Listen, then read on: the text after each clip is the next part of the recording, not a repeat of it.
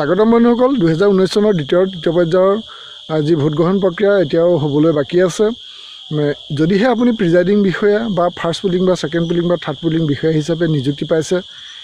এইবাৰ নিৰ্বাচনত তেতিয়াহ'লে আপোনাৰ কাৰণে ভিডিঅ'টো অতিকৈ গুৰুত্বপূৰ্ণ হ'ব কেনেকৈ ভোট গ্ৰহণ কেন্দ্ৰত পৰ্যায়ক্ৰমে আপুনি ষ্টেপ বাই ষ্টেপ আগবাঢ়িব পাৰিব এই সম্পৰ্কে মই ভিডিঅ'টোত আলোচনা কৰিম ভিডিঅ'টো ভাল পালে নিশ্চয় লাইক এটা কৰিব শ্বেয়াৰ কৰিব যাতে সকলোৱে পায় আৰু যদিহে চেনেলটো সাবস্ক্ৰাইব কৰা নাই নিশ্চয় সাবস্ক্ৰাইব কৰিব কাৰণ এনে ধৰণৰ দৰকাৰী তথ্য পাবৰ কাৰণে এই ভিডিঅ'ৰ তলতে যেটো সাবস্ক্ৰাইব বুলি লিখা বুটন আছে তাত আপোনালোকে প্ৰেছ কৰি দিয়াটো অতিকৈ প্ৰয়োজন আৰু প্ৰেছ কৰাৰ পিছত যেটো বেল আইকন ওলাব তাতো প্ৰেছ কৰি থব তেতিয়া মই আপলোড কৰা বিভিন্ন ভিডিঅ'সমূহ আপোনালোকে পুনৰ ইউটিউবত পাবলৈ সক্ষম হ'ব এতিয়া মই মূল কথাটোলৈ আগবাঢ়ো যে আপোনালোকে মনত ৰাখিবলগীয়া মূল কথাকিটা কি কি আকৌ এবাৰ কৈ দিছোঁ যদিহে আপুনি প্ৰিজাইডিং বিষয়া বা ফাৰ্ষ্ট বা সেকেন্ড বা থাৰ্ড পুলিং বিষয়া তেতিয়াহ'লে আপোনাৰ কাৰণে গুৰুত্বপূৰ্ণ আপুনি যদি সেক্টৰ অফিচাৰ বা অবজাৰ্ভাৰ যিকোনো বিষয়া হিচাপেও নিযুক্তি পাইছে তেতিয়াও আপোনাৰ কাৰণে এইটো ভিডিঅ' উপকাৰী হ'ব আপোনালোকে এতিয়া গুৰুত্ব দি শুনক কেনেকৈ ভোট গ্ৰহণৰ দিনা পৰ্যায়ক্ৰমে আপুনি আগবাঢ়িব প্ৰথম পইণ্টটো হৈছে মক পোল কৰিব লাগিব ৰাতিপুৱা 6 বজাত মানে মক পোল ৰাতিপুৱা 6 বজাত আৰম্ভ কৰিব আৰু পুলিং এজেণ্ট যদি আহি নাপায় যিখিনি দল আছে ৰাজনৈতিক দল এই দল বা নিৰ্দলীয় যিখিনি পুলিং এজেণ্ট যদি আহি নাপায় তেতিয়াহ'লে আপুনি 6:15 অপেক্ষা কৰিব পাৰিব তাৰমানে আপুনি 6:15 মক পোল আৰম্ভ কৰিব লাগিবই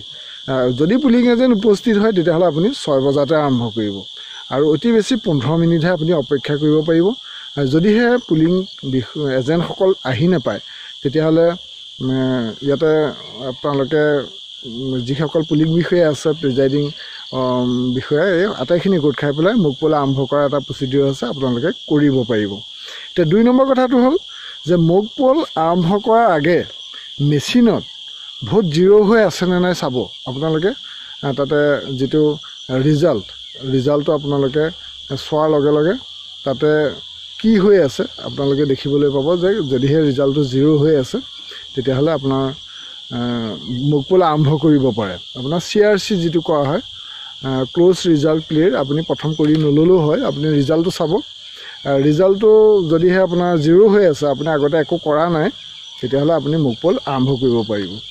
এতিয়া মক পোল 3 নম্বৰ পইণ্টটো হৈছে যে মক পোল আৰম্ভ কৰাৰ আগে তথা CU অন কৰাৰ আগে কি কৰিব VVPAT আনলক কৰি ল'ব সেইটো এটা গুৰুত্বপূৰ্ণ কথা যে মক পোল আৰম্ভ কৰাৰ আগমুহূৰ্তত আপুনি কি কৰিব CU গম পাইছে কণ্ট্ৰল ইউনিট যেটোত আমাৰ মূল মেচিনটো হয়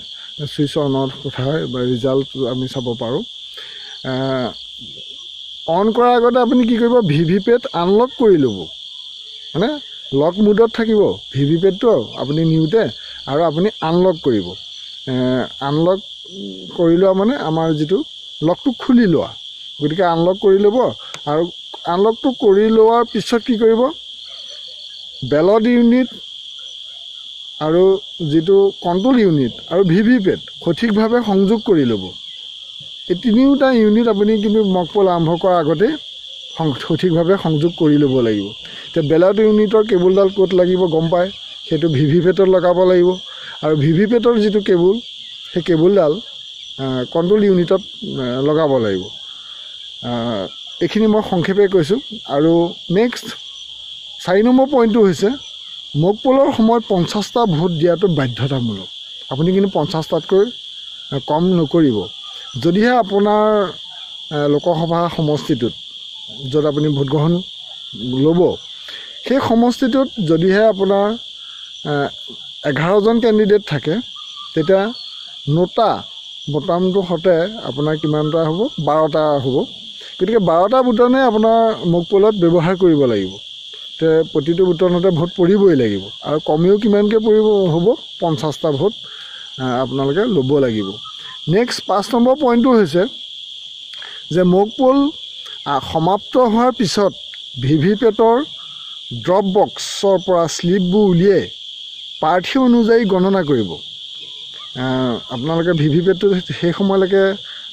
খুলিব পৰা অৱস্থাত থাকিব তাৰ যিবোৰ স্লিপ য'ত জমা হয় সেই স্লিপবোৰ আপোনালোকে উলিয়াই লৈ পেলাই কোনজন প্ৰাৰ্থীয়ে কেইটা ভোট পালে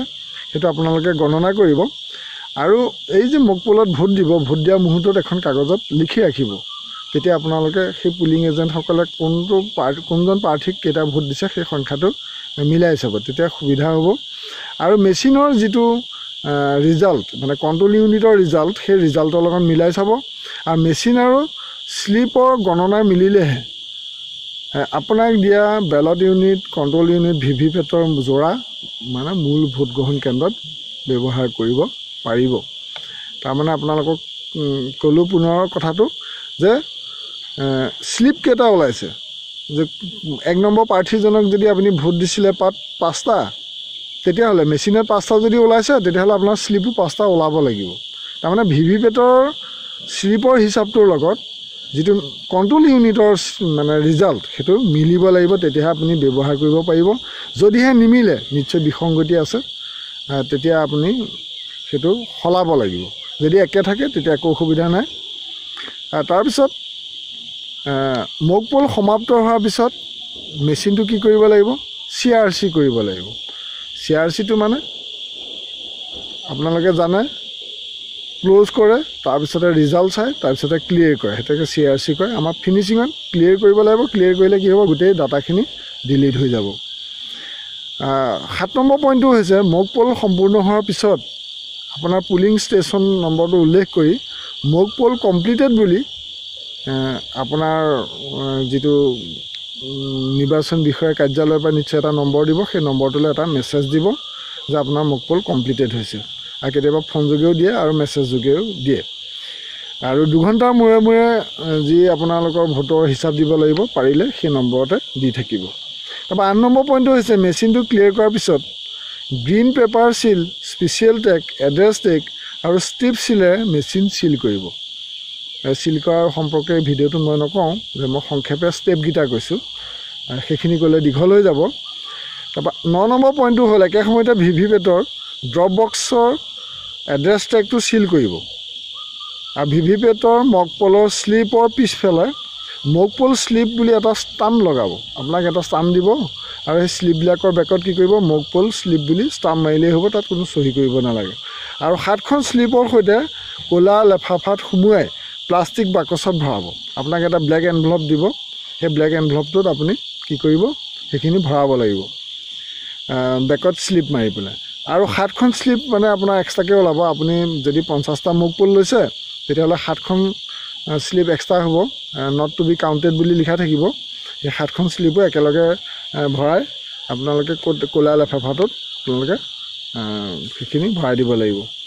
তাৰপিছত ক'লা লেফাফাত সোমোৱাই কি কৰিব? প্লাষ্টিক বাকচ এটাত ভৰাব লাগিব, প্লাষ্টিক এটা কণ্টেইনাৰ দিব। আৰু সেই কণ্টেইনাৰটো পিংক পেপাৰ চিলেৰে আপোনালোকৰ পিংক পেপাৰ চিল দিব। পিংক কালাৰৰ যিটো পেপাৰ চিল আছে, সেই পিংক পেপাৰ চিলেৰে বাকচটো চিল কৰিব। তাৰপিছত 10 নম্বৰ পইণ্টটো হ'ল ভোট গ্ৰহণ পুৱা 7 বজাত আৰম্ভ কৰিব লাগিব। আপুনি 7 বজাৰ পিছত কৰিলে নহ'ব, 7 বজাত আৰম্ভ কৰিব আৰু সন্ধিয়া 5 বজালৈকে ভোট গ্ৰহণ চলিব। আপুনি 5 বজাৰ আগত কেতিয়াও ভোট গ্ৰহণ কেন্দ্ৰ ভোট গ্ৰহণ বন্ধ কৰিব নোৱাৰিব। যদি একো মেচিনৰ কোনো বিসংগতি বা অন্য কোনো পৰিস্থিতি নহয়, স্বাভাৱিকতে চলি থাকে, আপুনি 5 বজালৈকে চলাব লাগিব। আৰু যদিহে 5 বজাৰ সময়ত যথেষ্ট ভিৰ থাকে, তেতিয়া আপুনি এটা শ্লিপ দিয়া এটা প্ৰচিডিঅ'ৰ আছে, আপুনি নিশ্চয় এইবোৰ কথা ট্ৰেইনিঙত জানিব। সেইমতে দি আপুনি অতিৰিক্ত সময় ব্যৱহাৰ কৰিব পাৰিব, কিন্তু নিৰ্দেশনাটো হ'ল 5 বজালৈকে। আৰু প্ৰয়োজনত ভোটাৰসকলক টিকেট দিব লাগিব, তেতিয়া আপোনাৰ চৌহদত থকাসকলক 5 বজাৰ পিছতো ভোট দিব পাৰে শ্লিপ দিয়াৰ পিছত। ইয়াৰ পিছৰখিনি মই কৈছোঁ। 11 নম্বৰ পইণ্টটো হৈছে ভোট গ্ৰহণৰ সময়ত ভোট গ্ৰহণ কেন্দ্ৰৰ ভিতৰত মোবাইল ফোন ব্যৱহাৰ নকৰিব, প্ৰয়োজনত বাহিৰলৈ গৈ ফোন কৰিব। তাৰপিছত 12 নম্বৰত হৈছে ভোট গ্ৰহণৰ সময়ত ফটোযুক্ত ভোটাৰ তালিকাৰ যিটো মাৰ্ক কপি আছে, মাৰ্ক কপিটোহে ব্যৱহাৰ কৰিব। আপোনাক 3খন ভোটাৰ তালিকা দিব, তাৰ যিখন মাৰ্ক কপি, মাৰ্ক বুলি এইকাৰণে কোৱা হয় যে তাত যিসকলে ভোট দিব নোৱাৰিব সেইসকলৰ চিহ্নিত কৰা থাকে, তাৰ তালিকা সংযোজন কৰা থাকে বা তাক চিহ্নিত কৰি দিয়ে, সেইকাৰণে মাৰ্ক কপি হয়। এতিয়া 13 নম্বৰ পইণ্টটো হৈছে ভোটাৰৰ পৰিচয়ৰ বাবে ইপিকখনেই যথেষ্ট। ইপিক নাথাকিলে, ইপিক আপোনালোকে চিনি পায় নিশ্চয়, ইলেক্টৰসকলৰ যিটো ফটো আইডেণ্টিটি কাৰ্ড, সেই ইপিক নাথাকিলে নিৰ্বাচন আয়োগৰ অনুমোদিত আন 11বিধ নথি আছে, সেই নথিৰ এখন লিষ্ট আপোনাক দিব। সেইখনৰ ভিতৰত যিকোনো এখন থাকিলেই যথেষ্ট। আৰু পৰিচয় পত্ৰৰ প্ৰকাৰটো আপোনাৰ ৰেজিষ্টাৰ অফ ভোটাৰ্ছ যিখন আছে সাধাৰণতে আমাৰ 2 নম্বৰ পুলিং অফিচাৰে সেইখন ব্যৱহাৰ কৰে ৰেজিষ্টাৰ অফ ভোটাৰ্ছখন সেই 2 নম্বৰ পুলিং এজেণ্টৰ যিখন হাতত থকা ৰেজিষ্টাৰ অফ ভোটাৰ্ছ তাৰ 3 নম্বৰ যিটো কলম আছে তাত লিপিবদ্ধ কৰি ৰাখিব যদি এই পিকখন ব্যৱহাৰ নকৰি অন্য ডকুমেণ্টছ আনে তেতিয়াহ'লে তাত কিন্তু উল্লেখ কৰিব আৰু নথিৰ ক্ৰমিক নম্বৰৰ শেষৰ 4টা সংখ্যা একে কলমতে লিপিবদ্ধ কৰিব যদি এই পিকখন নাথাকে আচলতে সেই ক্ৰমিক নম্বৰ শেষৰ 4টা লিখাটো অতিকে গুৰুত্বপূৰ্ণ তাৰপিছত 14 নম্বৰ পইণ্টটো হৈছে ভোটাৰে বিচাৰিলে নমুনা বেলট পেপাৰত কেনেকৈ ভোট দিব লাগে সেয়া দেখুৱাই দিয়াত বাধা নাই চেম্পুল বেলট পেপাৰ থাকিব আপোনাৰ হাতত আপোনাক দি পঠাব সেই বেলট পেপাৰত কেনেকৈ ভোট দিব লাগে সেইটো আপোনাৰ কামটো যদিও মেচিনত হয় আপুনি সেইটো দেখুৱাই দিব পাৰিব কিন্তু কাক ভোট দিব লাগে সেইটো ক'বও নোৱাৰিব নিৰ্দিষ্টকৈ কাক ভোট দিব লাগিব আৰু দেখুৱাবও নোৱাৰিব তাৰপিছত 15 নম্বৰ পইণ্টটো হৈছে ASD যিবিলাক এবচেণ্ট শিফটেড বা ডেথ হ'ল ক'বলৈ আঁতৰি গ'ল বা সেই ASD তালিকাত যদি নাম থকা তাৰমানে আপোনাৰ মাৰ্ক কপিখনত ASD এখন তালিকা দিব হয়তো যদি আপোনাৰ ভোট কেন্দ্ৰত নাই তেতিয়া নিদিব পাৰে কিন্তু যিবিলাকত আছে ASD তালিকা ভোটাৰ্ছ আছে সেইসকলক তালিকা দি পঠাব সেই তালিকাত থকাসকলে সাধাৰণতে ভোট দিব নোৱাৰে কিন্তু যদিহে কেনেবাকৈ ভোট কেন্দ্ৰত উপস্থিত হয় তেতিয়াহ'লে আপুনি ভোটাৰৰ পৰিচয় নিশ্চিত হ'ব লাগিব আৰু নিশ্চিত হোৱাৰ পিছত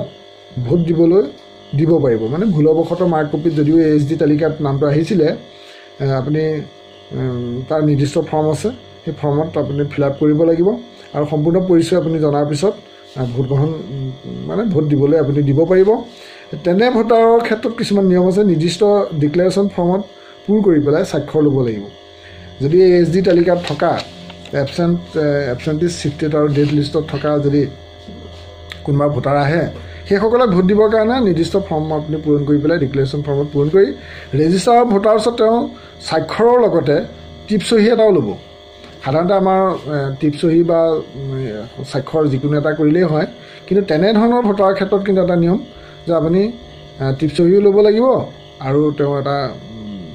স্বাক্ষৰো কৰাব লাগিব আৰু প্ৰিজাইডিং বিষয়াই ভোটাৰ ৰেজিষ্টাৰত উক্ত ভোটাৰজনৰ বিপৰীতে থকা মন্তব্য কলমত ASD ভোট বুলি লিখি স্বাক্ষৰ কৰিব সেইটো বুজি পাইছে নিশ্চয় নেক্সট 16 নম্বৰ টেষ্ট ভোট আছে টেষ্ট ভোটৰ ক্ষেত্ৰত যিজন ভোটাৰে ভিভিপেটত ভুল শ্লিপ প্ৰিণ্ট হোৱা বুলি অভিযোগ আনে সেইজন ভোটাৰৰ পৰৱৰ্তী ভোটটো দি মেচিনটো টেষ্ট কৰিব লাগিব তেনেজন ভোটাৰে টেষ্ট দিয়াৰ আগতে আৰু টেষ্ট ভোট দিয়াৰ আগতে 49MA ফৰ্মখনৰ যোগেদি ডিক্লেৰেশ্যনত চহী কৰিব আৰু সেই ভোটাৰজনৰ সবিশেষ তথ্য পুনৰ ৰেজিষ্টাৰ অফ ভোটাৰ্ছত লিপিবদ্ধ কৰিব লাগিব আৰু ৰিমাৰ্কছ কলমত টেষ্ট ভোট বুলি লিখি ভোটাৰজনৰ স্বাক্ষৰ ল'ব লাগিব টেষ্ট ভোট লোৱাৰ সময়ত প্ৰিজাইডিং বিষয়ে পুলিং এজেণ্টসকল ভোটিং কম্পাৰ্টমেণ্টৰ ভিতৰত সোমাই টেষ্ট ভোট কাক দিয়া হৈছিল কাৰ নামত শ্লিপ ওলাইছে সেয়া চাব পাৰিব আৰু টেষ্ট ভোটৰ সবিশেষ প্ৰিজাইডিং বিষয়ে একাউণ্টছ অফ ভোটছ ৰেকৰ্ডেড যিখন 17C বুলি কয় ফৰ্ম তাত লিপিবদ্ধ কৰিব লাগিব তাৰপিছত 17 নম্বৰ পইণ্টটো হৈছে অন্ধ বা বিশেষভাৱে সক্ষম বা বৃদ্ধ লোকক ভোটদানত অগ্ৰাধিকাৰ দিব 18 নম্বৰ হৈছে যে অন্ধ ভোটাৰৰ কাৰণে এই নিৰ্বাচনত বেল পদ্ধতি অৱলম্বন কৰা হৈছে বেলট ইউনিটে একেবাৰে সোঁফালে বেল পদ্ধতিত প্ৰাৰ্থীৰ ক্ৰমিক নম্বৰ খোদিত কৰা আছে যি চুই অন্ধ ভোটাৰে প্ৰাৰ্থীৰ ক্ৰমিক নং নিশ্চিত হ'ব আৰু তাৰ বিপৰীতে থকা নীলা বুটাম হেঁচি পেলাই প্ৰাৰ্থীক ভোট দিব পাৰিব ইয়াৰ বাবে নিৰ্দিষ্ট ভোট গ্ৰহণ কেন্দ্ৰত অৰ্থাৎ য'ত অন্ধ ভোটাৰ আছে তাত বেল পদ্ধতিৰ প্ৰস্তুত কৰা নমুনা বেলট এখনকৈ প্ৰিজাইডিং বিষয়াসকলক দিয়া হ'ব আৰু প্ৰিজাইডিং বিষয়াসকলে অন্ধ ভোটাৰক নমুনা বেলট কাকতখন চুই চাবলৈ দিব প্ৰথম আৰু বুজাই দিব যাতে ভোটাৰজনে প্ৰাৰ্থীৰ ক্ৰম বুজিব পাৰে ভোটাৰজনে ইয়াৰ পিছত সংগী অবিহনে ভোট দিব বিচাৰে যদি কোম্পানীয়ে ননাকৈ যদি ভোট দিব বিচাৰে তেনে ভোটাৰৰ সংগীয়ে ভোটিং কম্পাৰ্টমেণ্টলৈ আগবঢ়াই নিব পাৰিব যদিও সংগীজনে কিন্তু ভোটদান কৰিব নোৱাৰিব কিন্তু যদিহে ভোটাৰজনে সংগীজনৰ জৰিয়তে ভোটদান কৰিব বিচাৰে তেন্তে সংগীজনক ভোট দিবলৈ দিব